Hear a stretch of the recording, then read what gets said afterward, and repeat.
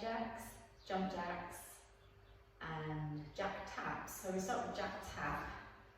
So take the arms out to shoulder height, tap one leg in, bring the hands down as you swap sides, and then back out as the other leg goes out. So this way we can move fast with minimal impact. Now jump jack, jump your feet out, arms out, in. So here just making sure knees and toes turn out, so we have stability around the knees and the ankles as we move. As you come up in, squeeze the bum. And then we have air jacks, which makes it a little bit more explosive. So we're going to jump out and land with bent knees, hands down.